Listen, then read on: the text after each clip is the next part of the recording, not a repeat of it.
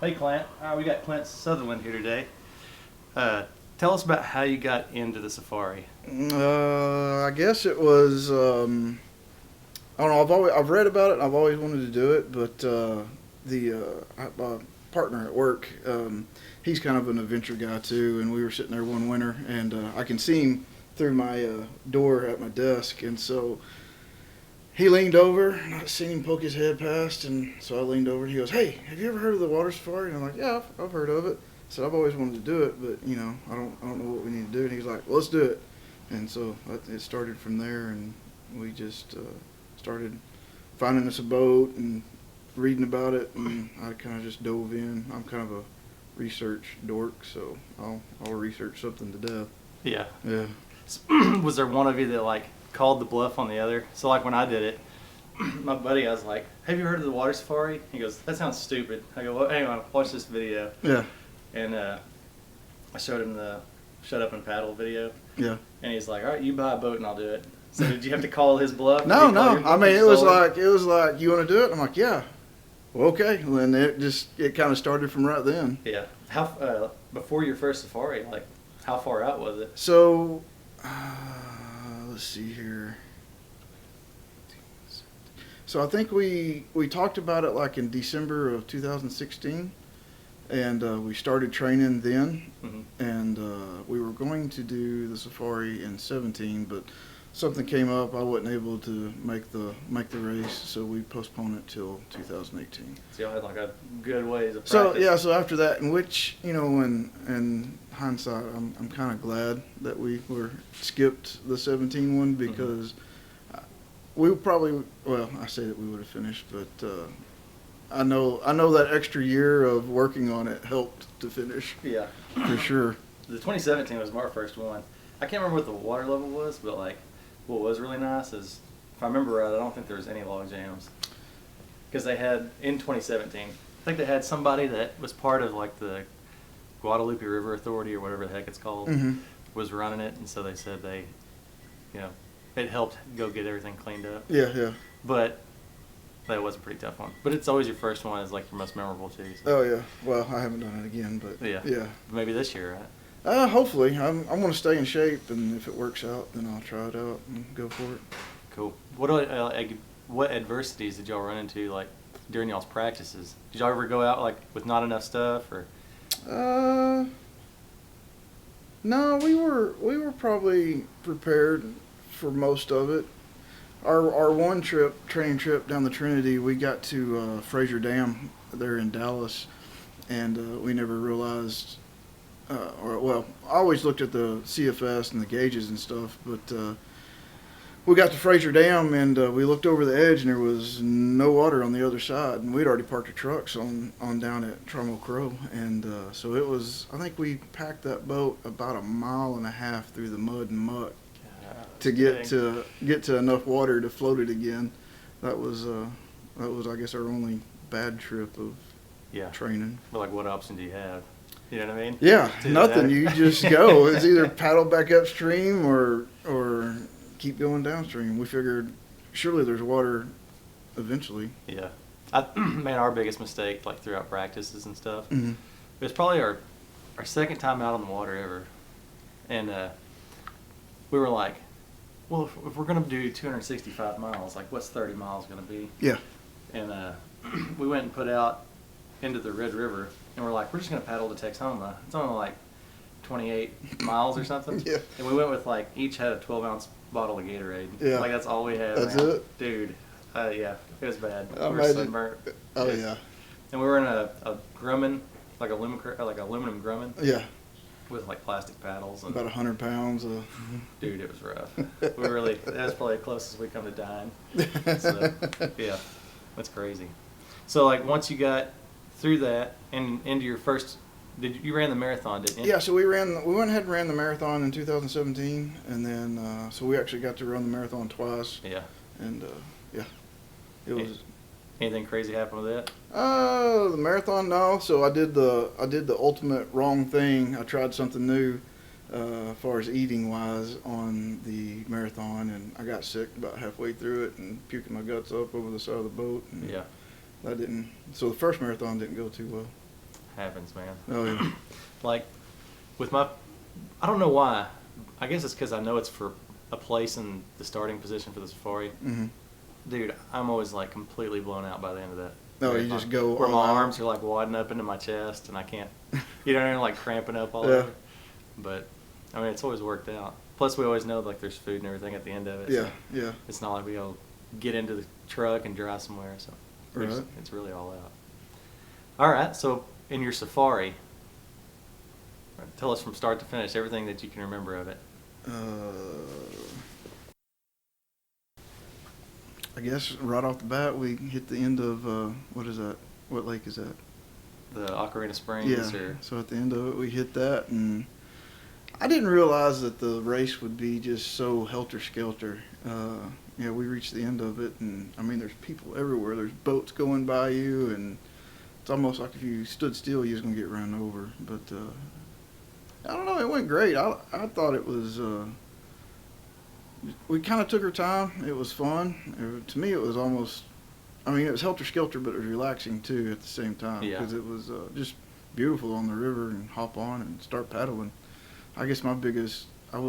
I didn't want to mess up right in the middle of the river and cause one of those big old boat jams. Yeah. And so I guess I was just concentrating on trying to keep the boat straight. Stay upright. Yeah, stay upright and keep it straight. Not wadding into that ladder that's like right there in the middle of. Yeah. There's a video, and it always seems like someone in the videos knows they're bowing behind the ladder, gets stuck or whatever. Oh, man, you know what I'm that'd be talking horrible. about? Like in the I think so. Texas State area. Yeah. Like it's once you're out of the lake. And it's on the left-hand side, or is it on the right-hand side when you go around the On corner? the sweeping corner. Yeah, Everybody yeah. Sweeps out into it. Yeah, I was scared to death of that big old concrete area right through there. Yeah. And have you ever got swept up into the rice? Into the wild Asian rice, whatever No, it is? I don't think so. There's been a couple times we've been pushed into it. Really? Where it's just, we're coming in and there's so many boats, there's just not enough room. And Can't get around it. dude, it's like paddling through mud. We tried staying out of it, but we just had that momentum and put us right in the middle of it. Yeah. So, have you ever messed up on Rio Vista?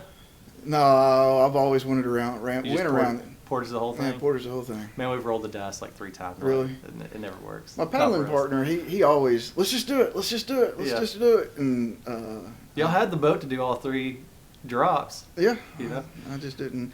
So I have that picture in my head of the 2 guys that didn't make it, and their boat, and their boat turned sideways. Yeah, I had that always implanted in my head, and I'm like, no, I'm not taking a chance at 3 miles from the start. Yeah, that would suck. Yeah. There's I can't remember who I talked to about it. They said that they pulled that out with a tow truck. Really? Like that's what it ended up taking. But it didn't collapse it. From what I've heard, it didn't collapse that boat until they actually pulled it out. So it like dammed up the whole river. It's pretty amazing how strong Yeah. it was. My dad did. It was in the Junior Safari of like 2018, and he has an Illumicraft. I think it's one like yours where the ends go up on it. Mm-hmm. And they tried running all 3. They ran the first one, and then sank it. It floated through the second one. I think somehow it got pinned up on a rock and put a big dent in it. And he was all disappointed. Oh, really? It was like a flawless boat when he found it. Pristine. Yeah. Now it has a big dent in the side of it. So going down from there. We got to Thompson. I think it's Thompson Island with the concrete walkway across it, went underneath it, and made it to the cofferdam. Yeah. And Do y'all go over the concrete portion of it, or do you paddle a little bit further past and then go up over the mud? The dam? Like the Thompson Island Dam?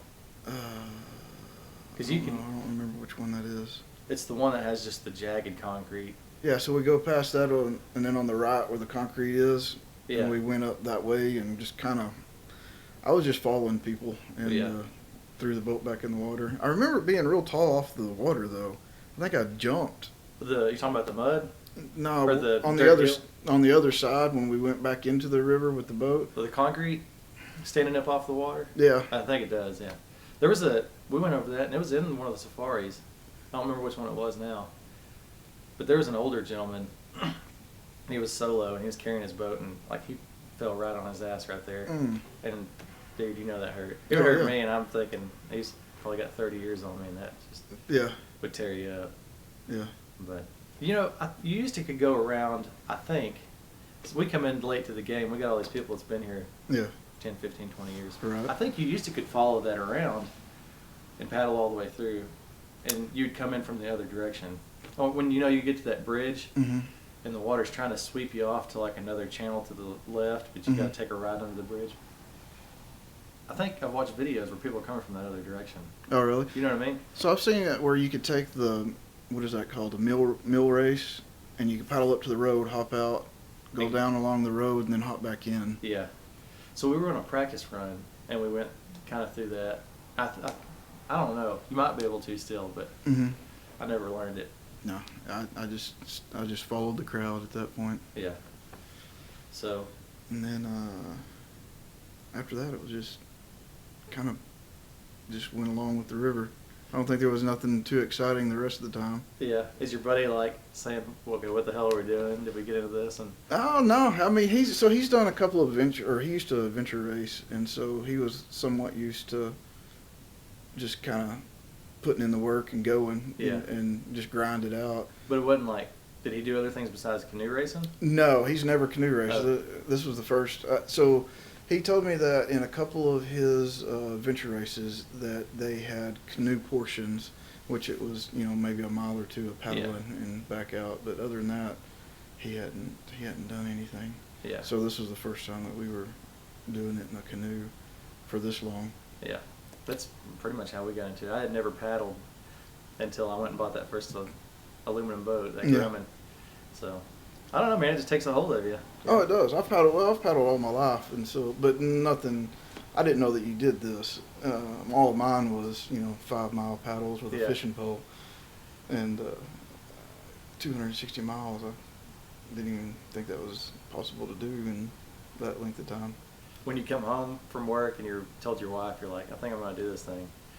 Was she like, we really need you to like be alive to help support the kids and stuff? 'Cause No, she knows that I do.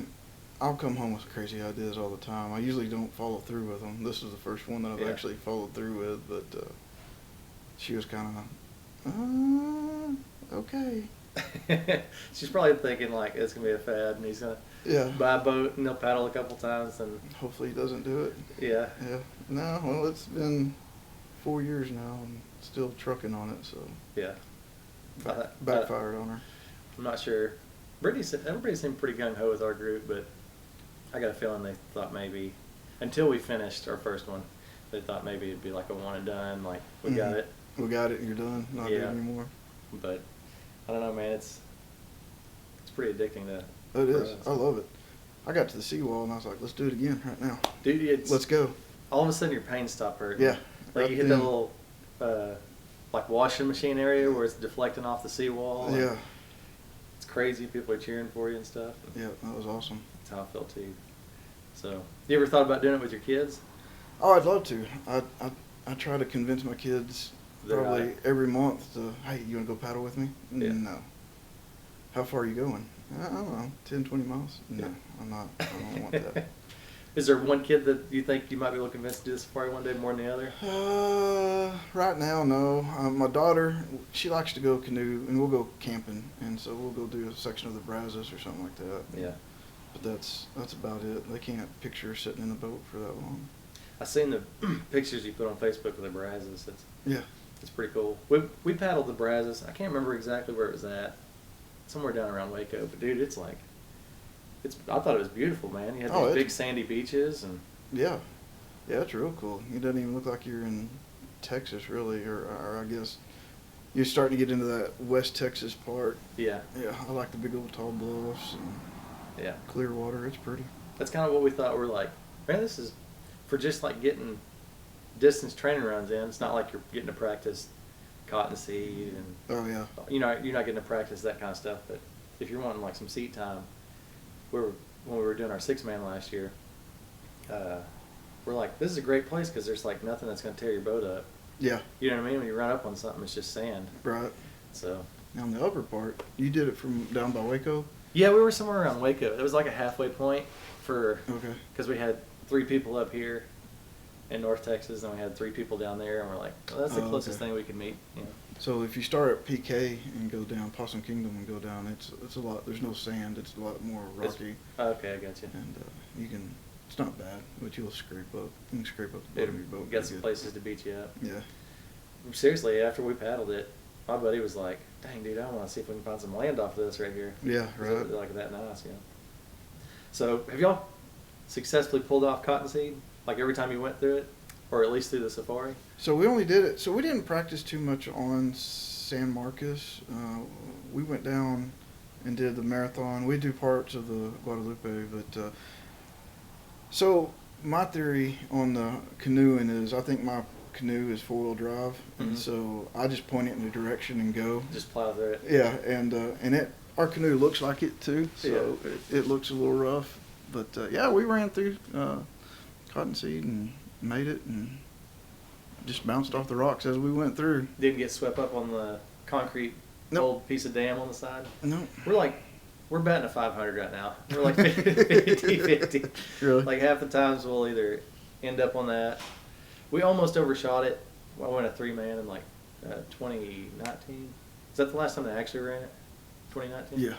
So we was in 3-man, and we like almost overcorrected to stay away from that rock. Yeah. And then almost like eddied out right as we were Slipped back into it.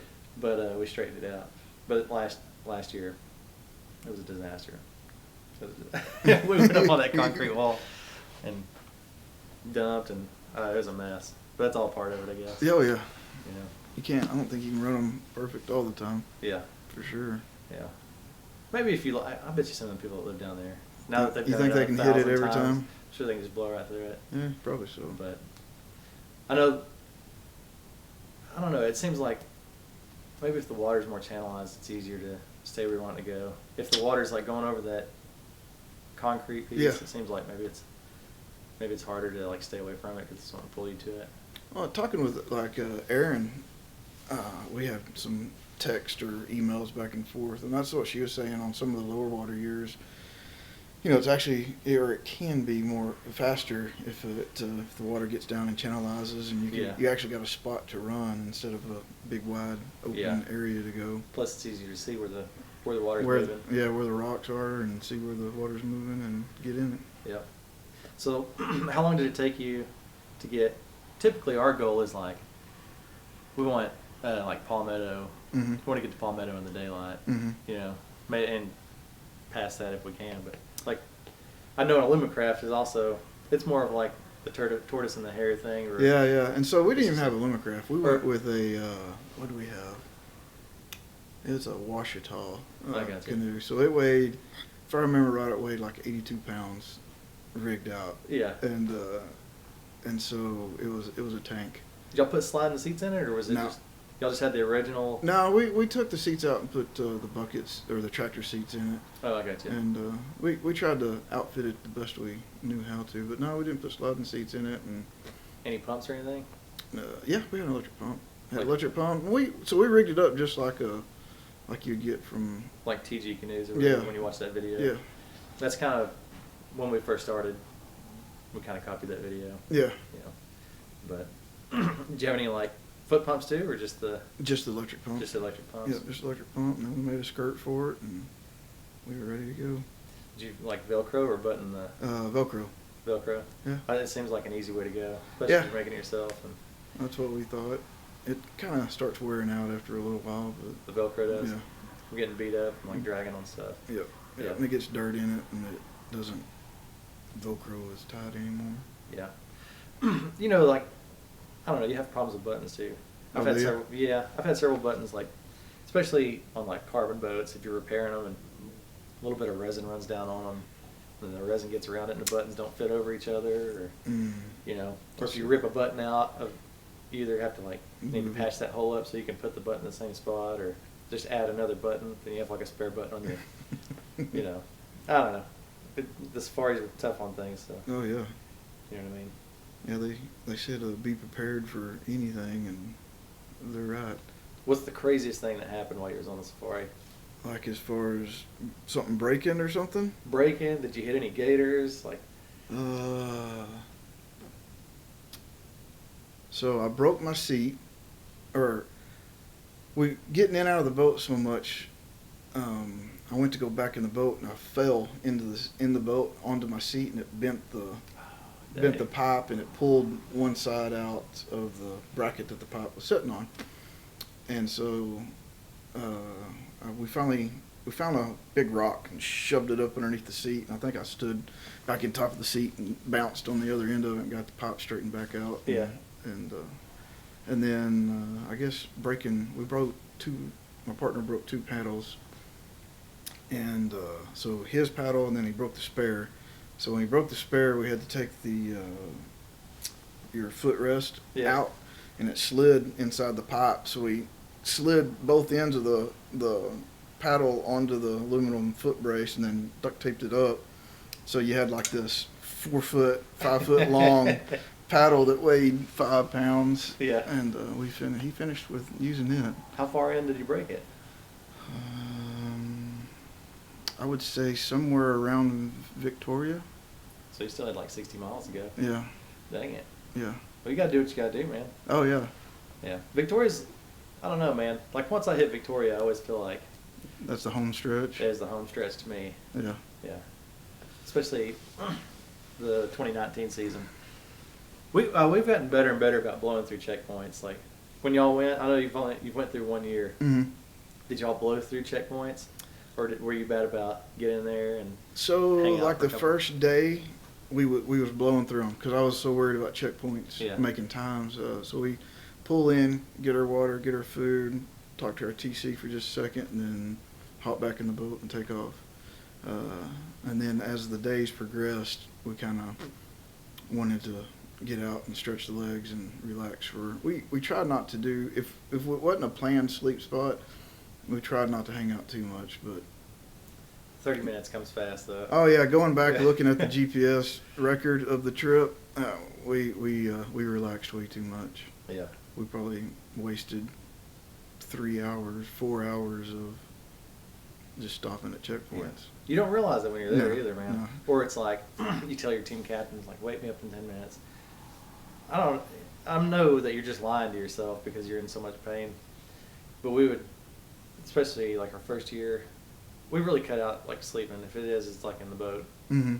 But our first year, we were like, wake us up in 10 minutes. Well, to us, we're thinking, oh, we're just wasting 10 minutes. But then there's that 5 minutes getting to laying down, and then you get up and there's like another 10, 15 minutes of, well, I'm going to eat something real fast. Yeah. Dude, next thing you know, we were adding it up, and it's like hours and hours and hours. Yeah. Yeah. Of just wasted. So, where was your planned sleep spots at? So we planned to sleep, and I know this is the wrong thing to do, but we planned to sleep at checkpoints Mhm. because we were so worried of not waking up. Yeah. And about halfway through it, we realized that was a bad mistake, and because we weren't sleeping.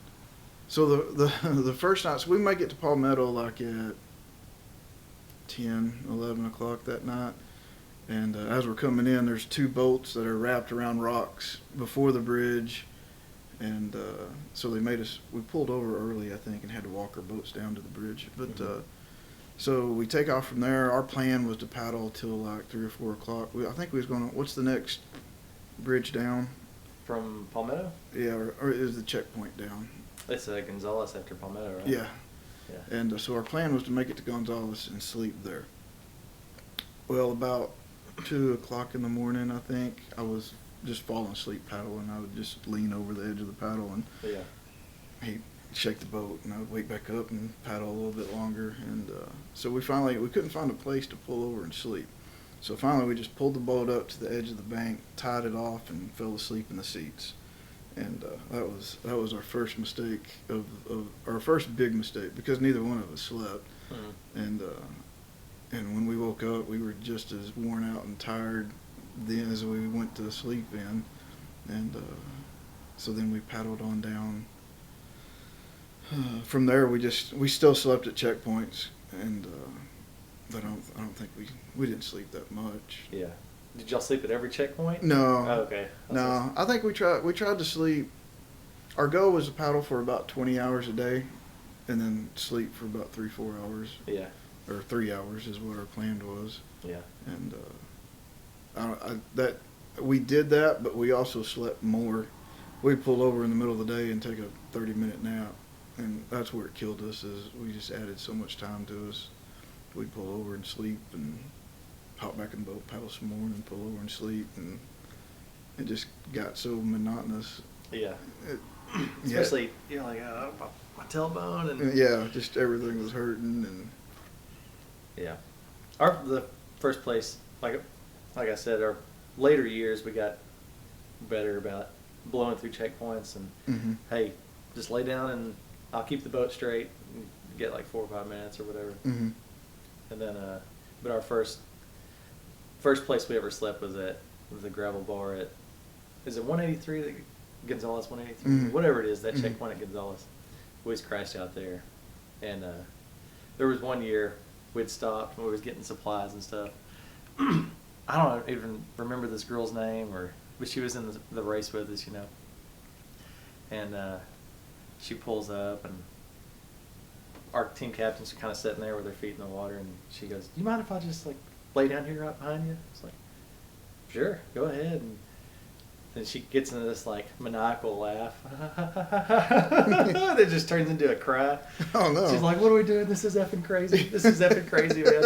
What are we doing? This is so crazy." And you know, just what this race does to you, and you're thinking, you know, you're in the first night, but she pulled through. She finished out. Finished it out. Yeah, and it's funny to see how it, like the safari, plays on different people around you too. Oh yeah. You know what I mean? The highs and lows and the highs and lows, man. There was another girl. It was one of the saddest parts of the safari that I think that I've seen. We'd paddled up. She was paddling a solo, like it was a standard boat. But it was made of carbon, so I don't know if that takes it out of the standard or not. I don't know much about that class, but it was like that shape. And it was like just before Victoria boat ramp, just like 5 miles or something. It wasn't far at all. We pull up, and she's on a gravel bar just crying. We're like, "Are you okay? Is everything all right? Do we need to paddle you in or whatever?" And then she's like, no, I just got my boat pinned, and someone helped me. There was a sweeper like hanging off in the water, and then there was a gravel bar, and then if you went to the left of the gravel bar, you just went straight into that tree. If you went to the right, you were clear. Well, she had went to the left. Her boat went up under it, and I guess there was a boat ahead of us that helped her get it out, and that disqualified her, you know. So yeah. I think she was just trying to straighten herself out, and so she goes, "Hey, if you get to the checkpoint, just tell my team captains I'm okay, and I'll be there in a minute." Oh. So we get there, and we tell her, and then she pulls up, and she is just bawling, and both of us are like, "I can't cry about this. I got to get back in," you know. So, yeah. But everybody at the checkpoint was like pretty devastated for her, man, because even though everybody's racing each other, you know, like, you're 200 miles into this thing. And it was all like her boat was fine, and it was all just because it was pinned to a point where she just couldn't get it out. She couldn't get it out. So it was a devastating moment for everybody, you know. Yeah. But things happen, man. Things happen. Yeah. Did y'all ever have any close situations where you thought, "Well, I'm gonna lose the boat"? The only time I got scared, worried, whatever, was I don't even know where this was at. I think I'm pretty sure this was the second night.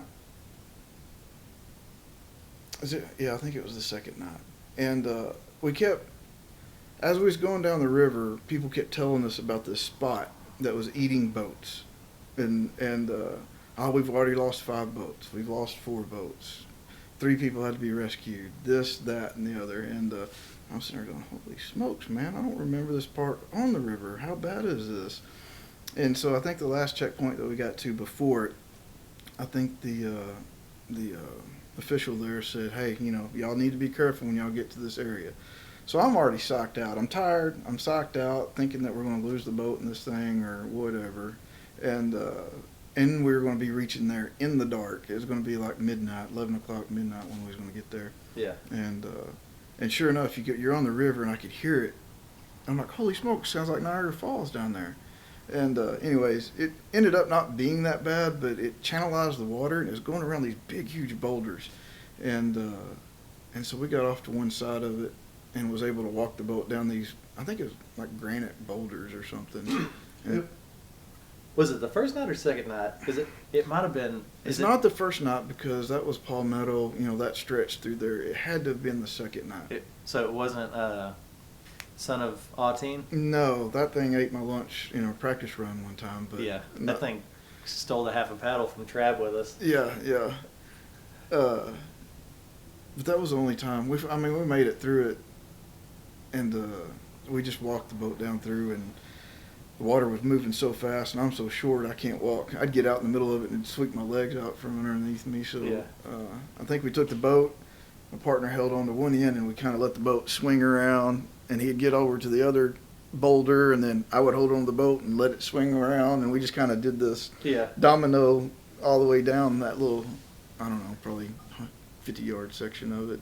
Man, you got me curious about where it is. On the second night for us, like we couldn't even see it coming. You know, like when there's like a drop in the water, but there's water behind it, so it just looks like it's all together until you're right on it. Yeah. I don't know if we've ever seen it in the daylight. I've explained it to a couple people, and they've told me about it. I think there's an old dam or something, and we paddled off the end of that thing. There's a slip to like the right or something. But we just paddled off of it, and I'm in the front, and I feel like 2.5 foot. Okay. But we stayed on top of it. Is this where you're talking about, maybe? Or No, it wasn't there, but I know where you're talking about. I think we broke one of the paddles there. Yeah. We didn't, like, seriously, the bow of the boat was already over the edge before I was like, hey, we're about to go down. You know what I mean? We're about to fall. We stayed in it, though. It was pretty crazy. That's cool. So, man, I'm really curious about where you're talking about now. Yeah, and I've gone back. I think I need to go back to my GPS track and see if I can find where that was at. Yeah. Because surely there'll be a bunch of squiggly lines where we Zigzag back and forth around it. Yeah. But yeah, I remember them telling us that. No joke. I think there was like 4 or 5 boats that got ate up there because people would try to run it, and it just would push them into an area and crush it. Closest I ever came to losing a boat is it was our very first year. We had a Ken Starts boat, and it was the boat that he had finished the race with. I think his name's Mac McCann, which might still hold the record at the time. It was the oldest ever finished the safari. Mm-hmm. He was, and so Ken built this boat. It was like a rock, dude. He goes, it's heavy, it's not super fast. This is your first year, and you can't destroy this boat. I don't know how many layers, but it was like a 1/4 inch thick of carbon fiber. Oh man, it's there. Darren backed over it with a trailer, Mm-hmm. and the trailer it went over it. Went over it. It didn't crack it, you know. But it was either in Cottonseed. I actually think it was in Broken Bones Rapid. It was one of the two. But we got sideways on a rock with the top end of the boat facing upriver, so it's like a parachute catching. Yeah. And did not fold that boat, dude. And it was perfectly in the center where it wouldn't want to rotate one way or the other. Mm-hmm.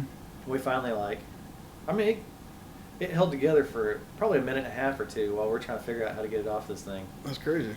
It didn't fold it. It was a super strong boat. We ended up, and I don't even know if this really is what did it, but like the logic in our head while water's rushing around us, as I was like, let's get in front of it, use our bodies to deflect the water from just one end of it, Mm-hmm. so it'll like See if it would move. offset the pressure on the other side. Yeah. And it ended up making it where we could rotate it off. I guess that's what did it. Sweet. You know, but if it had been any other boat, we wouldn't have had that much time to think about it. Right. No, yeah, it would So. have snapped it or folded it. Yeah, it didn't. I mean, it didn't even like put a little crater in the bottom or like break any seats off or it. Nothing. That's awesome. That's what Yeah, you it was need. an awesome boat, dude. Awesome boat, but it was a carbon boat, and that thing was like probably 50 or 60 pounds, dude. It was heavy. And you're talking about it's only like a 20-foot boat. It's a Really? short boat, so yeah. We've seen a lot of folded boats the year that we did it. That was, I forget how many boats. I think there was like 50 boats that dropped out Yeah, that year. I wouldn't doubt it. 50 or 60. I don't know. It was a rough year. Yeah, it's crazy. We had once we came out of Palmetto, there was a log jam south of Palmetto, and we got there and went up the rope, got up on top, and we ported down through there, and I could hear somebody, no. And so we stopped, and we shined our lights, and we finally see this guy. He's in the middle of the log jam, sitting in his boat, and so we're like, "Are you all right?" No, you could hear him in the distance trying to throw up and puking, and he's like, I need help. And so, anyways, we work our way down to him, and I think he thought that it was a different area, and so he was just going to try to push through the log jam. Yeah. Well, then he got halfway into it and realized that he still had a lot more to go. So then he was trying to get back out of it, and he done wasted all of his energy, drank his water. Blown out. He was just blown. He was done, and so we get our boat and we put it back in, and we paddle back up to the log jam, and was at this point I think I called the official, and we were trying to help tell them where he was at, because he was done. He wanted somebody to come get him, and we tried to get him out, but he was just so weak and tired that he wouldn't even help himself to get out. Yeah. And so finally convinced him to take my water jug, because he was out of water, and I had some electrolytes in it. So I tossed him my water jug, and I said, "Here, drink this, and you'll be all right until somebody gets here." And he just stayed there. He wouldn't move or nothing. So, like, what else are you gonna do, man? Especially with it being a race. But yeah, I mean, I'll help you as much. If what you was need his it. face like? Oh well, good luck, I guess. Here's something to keep you alive for a little bit longer. Yeah, until somebody gets here. We'll tell him to come get you. But the thing was, is he wouldn't help. Like, I couldn't wait. I wasn't going to wade out to him because it was in the middle of that log jam. And so we was trying to throw him a rope, and like the rope would land on the boat. I'm like, just lean forward and grab the rope. I can't reach it. And I'm like, okay, dude, well, here's the water. And Yeah. well, I've already called the officials. They said that they're going to come get you. So hang on. It's crazy, man. And they tell you, if you ever want to quit, get to a point, eat you something, take you a nap, and more than likely you're going to feel okay when you wake up. Well, our team captain talked to his team captain later, and that's the exact thing. Once they got him back to the checkpoint, he ate, took a nap, and he was fine after that. It was just What a bummer, right? just right then he was done. I've talked to a couple. Do you remember who it was? I do not. He was in a plastic wreck. Oh, okay. Kayak. That's not who I was thinking of then. I've talked to several people that's done that same thing, where they just throw their hands up and they're like, "I'm done with this effing race." Yeah. Yeah, they're just sick and tired of it. Yep. Then they go to the checkpoint, hang out, get their boat on the truck, and then they're like, "Crap, dude, I could have done this. I could have kept going." Yeah. So, it's just certain situations is demoralizing. Oh, when you think you're beat, you're beat. That's, Yeah, when it gets in your head that like, Yes. there's no winning this, Yep. even though Even there's- finishing it. there's a good chance that Yeah. you just stay calm and like think your way through it. Yeah, I did that probably, I don't know, somewhere around Gonzales. Victoria, south of Victoria. I started doing math in my head. I'm like, all right, so if we've made it from here to here, it's taken us this long. Well, it's going to take us this long to get to the next checkpoint. And I'm like, we're going to be past the checkpoint by like 4 hours. We're not going to make it. And so I almost gave up right then. Still paddling. I mean, there wasn't no reason to quit, but I was telling my partner, I was like, we're done. We can't make it. And he's like, what are you talking about? We're going to be there in like 30 minutes and we're going to be done. I'm like, no, we're not here. We're there. And I was all confused as to where we were at. But It's easy to like, that thing you get in your head that you're done, it's like, it Eats on you. it eats on you. It fools you. And after he told me that, and after I realized where we was at, I was like, oh, okay, let's go then. yeah, once you're alive. Like, Yeah. Sometimes, I've had some short sections seem like forever, but I mean, you just get in a daze, especially like that second day, third day. Yeah. Some little like 16-mile sections, you're like, I feel like we've been paddling this for Forever. 15 hours. And then there's been one time, do you know that section that's down, I'm trying to remember exactly where it's at, but I used to remember the checkpoint names. And I'll probably remember as soon as we quit. It's down there, it zigzags back and forth constantly, and you can hear that power plant down by like in Vista. Oh, like DuPont and It's stuff? DuPont, Yeah. like going to DuPont. That's what it is. It's heading to DuPont. Yeah. That seems like it takes forever Yeah. all the time. Because you But- can see something you hear it's like forever, and you're thinking this corner I'm gonna turn it, and there's gonna be that power plant, and just not shortly after that, Yeah. or just shortly after that, it's checkpoint. But there's been one time we ran it, and you get like what would be a paddler's high, like a runner's high, but you're paddling. Mm-hmm. Did y'all get that? Mm-hmm. So there was one time it timed up perfectly with like we were pulling into that section of the race, and we were just like hunkered down, dude, and we didn't slow. It seemed like it was a 30-minute checkpoint, dude. We blew through it. Yeah. But other than that, every time I've done it, that's kind of been a section that Just eats at you. beats you down, man, because you're like, okay, here's another left turn. Feels like you're paddling in a circle. Yeah, it seriously does. Yeah. The first year we did it, we're like almost convinced that somehow we got turned back around. Yeah. So we're like, how long can you hear this thing? Yeah. We there was one part there's some ladies in front of us in an aluminum boat, and so we're following. When I say they're in front of us, they're probably 50 yards. We could see them, and then they'd go around the corner, and then we'd catch up to them, and so there's this one long stretch, and we could see them, and we knew that it turned, and they turned, and they sat there, and sat there, and sat there, and we're like, why ain't they moving? And so about the time, then they take off, then they disappear, and we're like, all right, I wonder, that was weird. That was like deja vu or something, that you could just keep seeing them in that one spot. So we finally get there, and we turn the corner, and what it was the wind was blowing, and we sat there and sat there. It felt like we paddled in one spot for an hour to get through this one little section, and then you turn the corner again, and you're out of the wind, but that was pretty crazy. Was that heading up to Victoria Boat Ramp? Dude, that's where the wind is always the worst, it seemed like. Yeah, probably somewhere in there. Yeah. I don't even remember. It's brutal. So when y'all went, was there a big log jam down there by that horseshoe? Yes. Down by like Tavoli or whatever? Yeah. So luckily we had the marathon before that. We went down on Sunday, put in at DuPont when they opened it up, and went down there. I think there was a couple other boaters that were there. It was nice to hook up with. I think it was Debbie Richardson, Mm-hmm. and her crew was down there, and it was nice to hook up with them and kind of follow them because they already knew somewhat where to go, and found us how to get over into another cut and get out of that log jam. That thing's ate our lunch like 3 times now. Oh, really? Yeah. No, twice. We're 2 and 2. This last time we went, it was our 6-man boat, and we blew through it pretty easily. Mm-hmm. But man, we were killing it in 2019.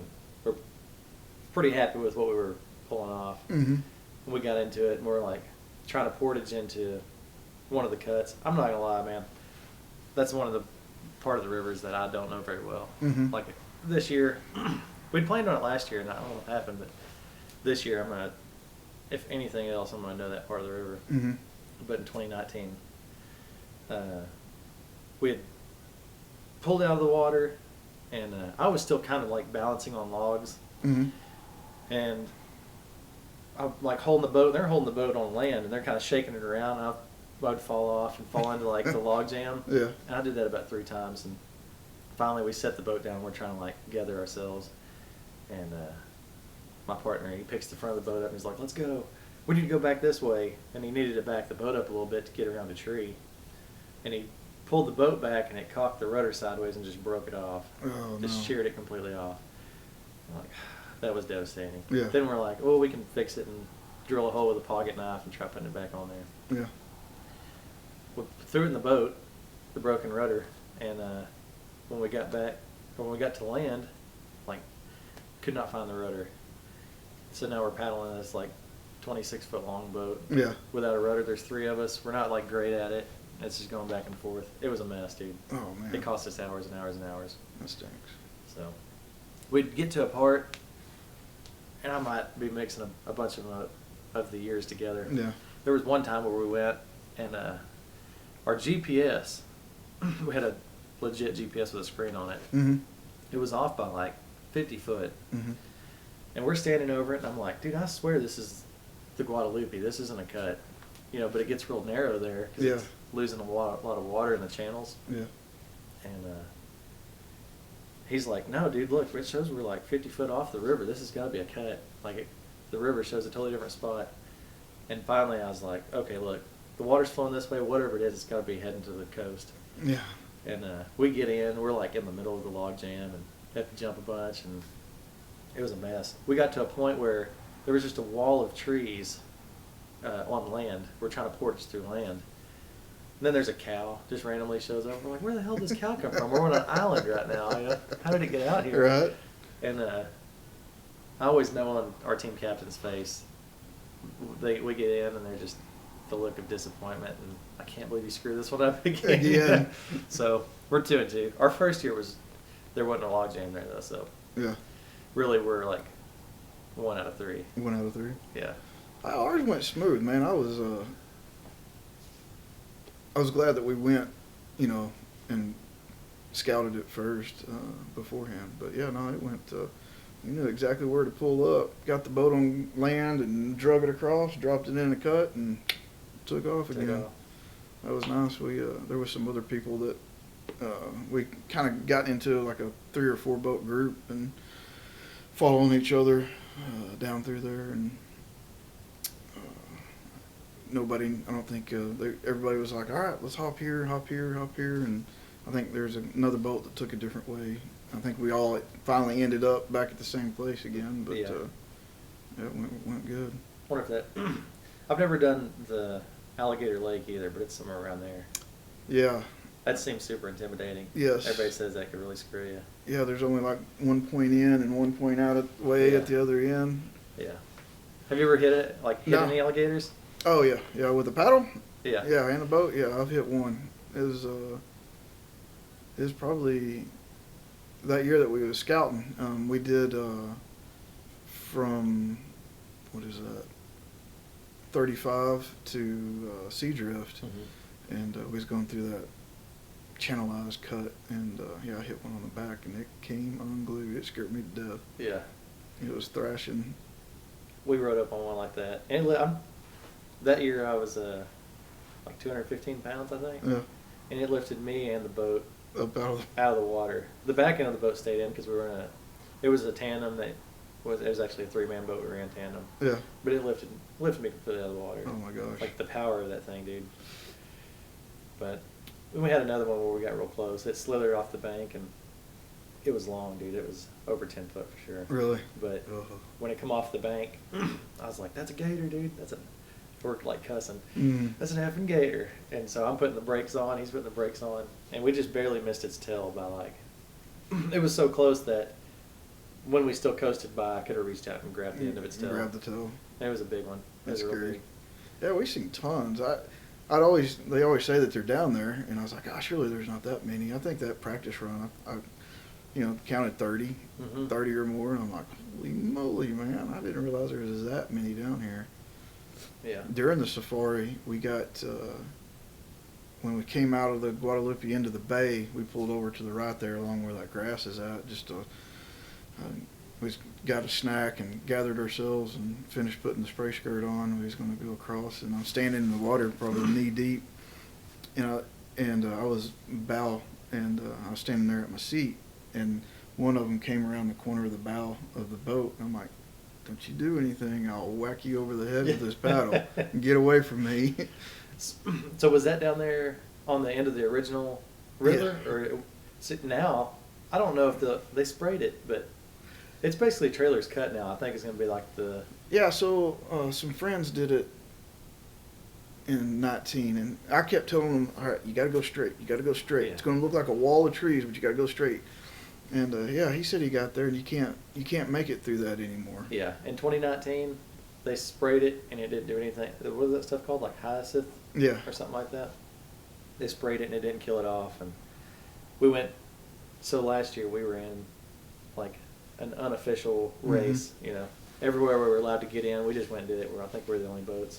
People visited for short stints, but when we got down there, I mean, it looks like trailer's cut into Mission Lake is going to be.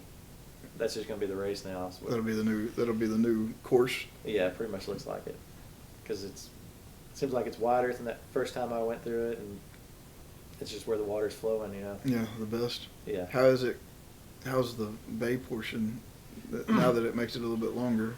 Yeah, it does make it a little bit longer. There's a spot, well, probably horrible at explaining, but when you come out, you turn right, and then there's like a peninsula, it seems like, that sticks out, and then there's a small island.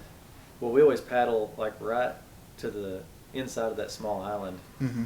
and you can get in there, and there's enough room to stand, which is probably like full of gators and stuff. But yeah, we got out, and that was the point where we're like, okay, let's put the spray skirt on. So we ended up putting the skirt on there, and we paddled out. It was pretty cool because last year when we ran a 6-man, I can't remember I think we switched there. I ended up driving it in, Mm-hmm. which that was only my second time to drive a 6-man boat. But I was Yeah. like, what am I going to hit out here? You Yeah. know? As long as I can keep us into the waves. Right. So yeah, we got there, and it's a good spot that blocks the waves where the water's pretty smooth. And Yeah. if you get up on it, you're only like waist deep in water, so it's easy to get back in a boat. Oh, that's nice. But yeah, we basically paddled to there. Everybody switched around where we thought we needed to be. We put the lightest people up front, so that way the front of the boat would like ride up over the waves easier. At least that was our theory. Yeah. See if, I don't know if it worked, but yeah, just kept it into the waves, man, and we almost took a straight shot to the, or actually, no, from there, I can't remember exactly how we played it. We might have cut across because the waves were coming from Seadrift towards us. Mm-hmm. I think we cut straight across and then went straight at it. We still cut a bunch out. It Yeah. wasn't just 100% straight line, though. That's cool. So, yeah, not bad. Another thing that's surprising is we did this in our 3-man. You know the barge canal? Mm-hmm. Man, you can be way out there and it's still shallow. Like Mhm. the barge canal is deep itself, but we passed it on a practice run, and there was a barge coming, and we got all upset and freaked out. We're like, man, I hope we don't get run over. We ended up dumping it, and I thought, this is it, dude. We're going to lose our boat. I'm going to swim away from this thing and let the barge just run it over. It was still pretty ways out there, but I know they move faster than they look. Yeah. But that's all went through my head as we're falling. Yeah. And I fell out, and I stood up, and it was like, I was up to about my chest. You're like, oh. It's like, whew, man, I know that barge's not coming here, but thank Yeah, God. You know? yeah, right. And we were like 200 or 300 yards off maybe further, off the shore. Off the shore of it. Yeah. Did y'all have any troubles down in the bay? Oh man, I guess that was my second scariest place that I got. So when we did it in practice, of course, it was like glass, and we went across it and we got to the end there, and people were standing there and they're like, yeah, it's never like this during the race. It will never be like this. And so, sure enough, race we get there, and I think it was, so we finished in, how many hours? I think we finished in 94 hours. So we took up the whole time. But anyways, it was Wednesday morning, so our TC said, all right, so they're saying that this is going to be the calmest that it's going to be, and it's like 3 or 4 o'clock in the morning. We're like, okay, whatever. So we hop in the boat and we're going, and so when we come out of the channel and we start headed towards, what is that, Foster's Point, Mm-hmm. and so we're going to go there and then to the Spoil Islands and then to Seadrift. And so we point it towards Foster's Point, and it's wavy. And I don't know how tall they are. They're probably, I don't know, I guess maybe 2-foot swells coming across there. And, the canoe's just going. Yeah. And so we get to Foster's Point, and we're going to cut across, and I'm telling my partner, I'm like, man, if we get sideways in this, it's going to roll us over. And so I said, we're going to have to paddle out and then paddle back with the waves till we get to the islands, and then we'll go across. So we paddle and paddle and paddle and paddle, and I'm looking to my left at lights, and the lights don't even look like they're moving. I don't even know. It felt like we paddled for 3 hours in one spot. And then there was a boat way out in the bay, and it had this super bright light, and it was shining it towards us. I don't know if they were searching for somebody or what it was. Like a boat that was in the race? No, it was a motorboat. I got you. And it was this brightest light ever. And I'm like, So in my mind, I think it's a barge headed in. I'm like, we're going to get ran over. I don't know where to go. We're paddling. We're not moving. And so we finally get way out into the bay, and then we do like an about face. And so the waves are coming over hard enough in the boat. It's coming over the boat. It's hitting me. And then when the water goes away, there's fish on the spray skirt. And so I'm knocking fish off of the spray skirt and then, you know, paddling and trying to keep I don't know why I had to get them off, but I thought that I needed to get them off. And so the waves are hitting over. And so we finally get paddled out far enough. I'm like, all right, you ready to turn around? So we turned it around and kind of did a diagonal across, rode the waves back to the islands. And then we get to the islands and we paddled back up to the tips of it. Off the islands? And so we got to the very end of it, and it's just getting daylight, and I'm so tired. My arms, I'm like, I don't think I can paddle anymore. I'm done paddling. We got to sit here for a little bit, and so we're like, all right, we're running out of time. It's like, what is it, 2 more miles or whatever it is.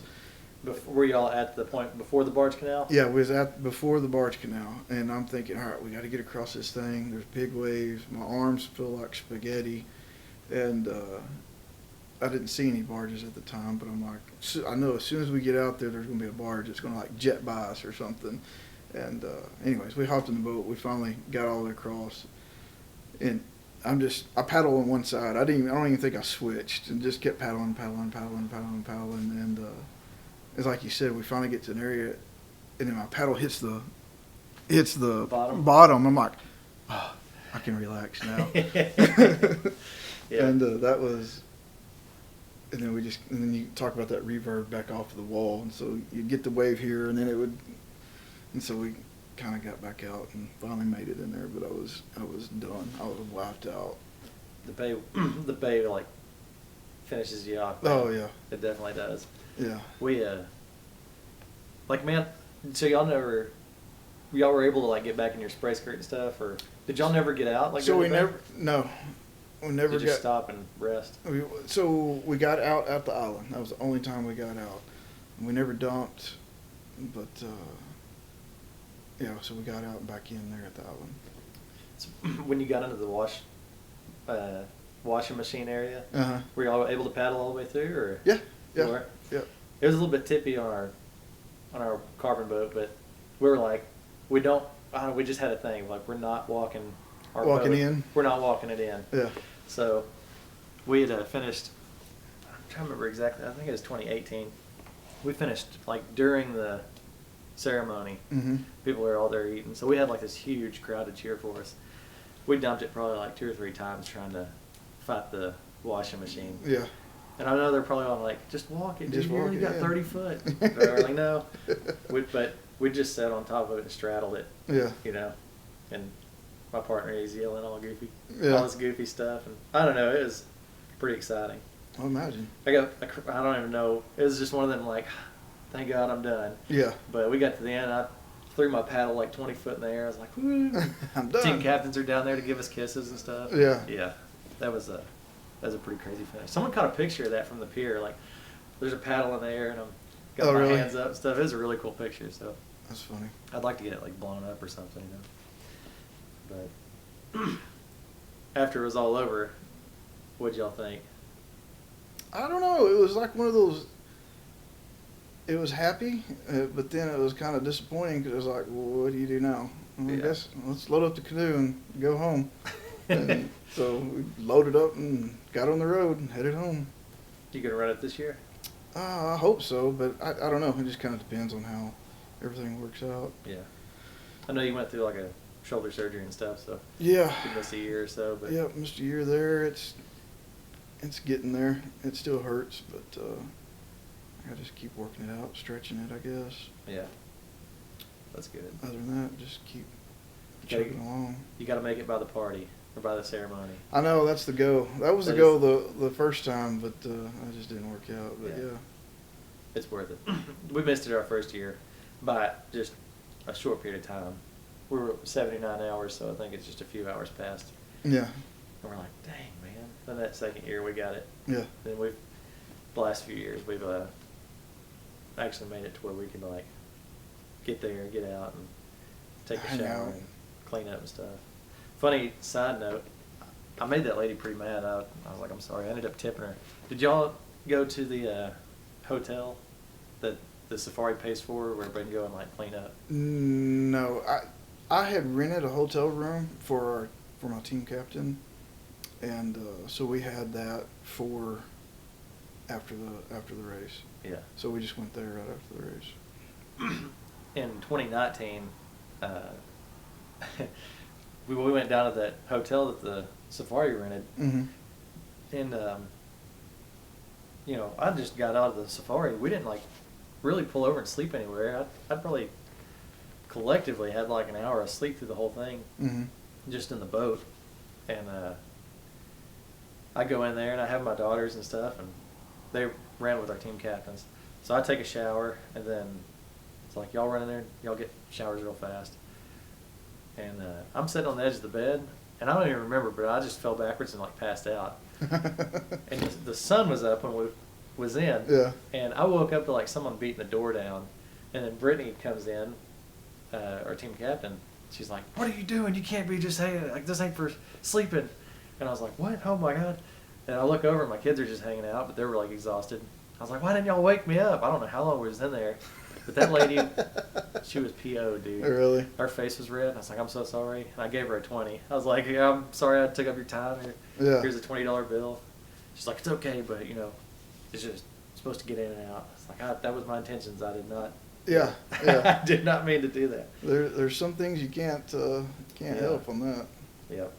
But I mean, what are you gonna do? I think Yeah. it took us 53 hours that year. Wow. So That's awesome. 53 hours straight. I don't. This is my first year I'm running solo, so we'll see how it turns out. You gonna run the Yellow Beast again, or you gonna? Or you No. loaned that out, didn't you? No, I still have it.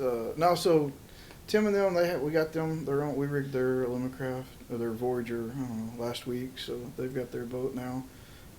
The Yellow Beast is hanging on the side of the shop right now. If I do it again, it will either be solo or it'll be in a faster tandem. Gotcha. I'll Like probably- a Texas boat. Yeah, yeah. Or a solo. Like what kind of boat you thinking solo? So I have plans to build one. Hopefully that gets made. Is it gonna be an unlimited boat, or is it gonna be like? Probably. Yeah. Yeah. No. It'll be. Yeah, I think it'll be classified as an unlimited. Yeah, I don't think there's any specs on it. Yeah. That seems like building one. That'd probably be the easiest thing because there's just no classification. There's no like standards that you have to Yeah, adhere live by. to. Yeah. If you build a USCA boat and then you get all the way through it and then it didn't fit in that class, well now you got a slow unlimited boat. Yeah. Yeah. Yeah. You could have just like built totally different and made it faster if you wanted to go in that class. Yeah. But cool. Yeah, I just hope I just want to finish. I know I'm not won't place or anything, but I just want to be able to finish the fastest that I can finish. Yeah. Well, there's nothing wrong with that, man. And better, like, to me, I'm always racing myself. Yeah. This is going to be a little bit different this year because I'm running solo, so I don't know what to think about it. But, I don't know. I'm still want to do the best I can. Even though it's going to be my first solo year, I don't have anything to, like, compare myself against a solo Yeah. for myself. But I still want to, it might be totally unreasonable. I'd still like to try keeping up with, like, close to what we did as a tandem and a three-man. Yeah. You know what I mean? Oh yeah. So Well, if you got a slick boat, you can hang that speed up and we'll see what happens.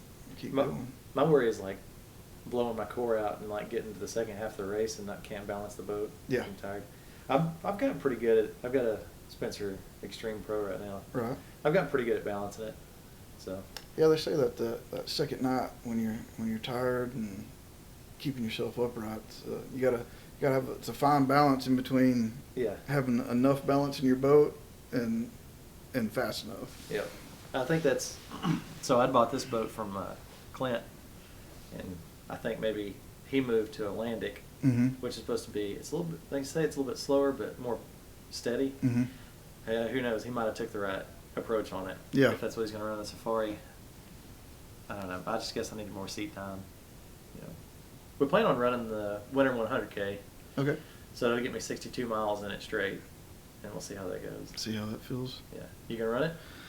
I don't know. So the boat that I have now is like a Winona Whisper. So it's only like I think it's a 15.5 foot boat, and I'm too heavy for it on paper. On paper. So I can keep it cruising at about 4.5, 5 miles an hour. So that's still pretty slow to me, and I don't know if I want to do it or not. I may do it just to go put in 60 miles, but Or take the yellow boat. Get you a partner. yeah. I know somebody that'll paddle with you if you Yeah. don't have somebody, or if you already got somebody. Yeah. Take But- the. I've got another boat. We went and found a beaver boat, and so we went and bought it. So I have it at the house too. I know it can't fit in an aluminum class or anything, but you can run it in, I guess, aluminum or unlimited or standard, I guess. Yeah. I don't know what the requirements are for the Winter 100K. But I Yeah. know the Safari doesn't let those, right? Yeah. You can run them, but I think you got to run them Yeah. in the unlimited class. Yeah. But it's a pretty neat boat, pretty neat aluminum boat. Well, cool deal, man. Well, thanks for coming out. Yeah, no And- problem. Had fun. Maybe after you run a Safari, I'll have you come out and while you're fresh, Yeah. tell me and go over it again. all the crazy stuff that happened in the next Safari. Yeah, I can't wait. All right, man. Well, I'll see you later. All right, see you.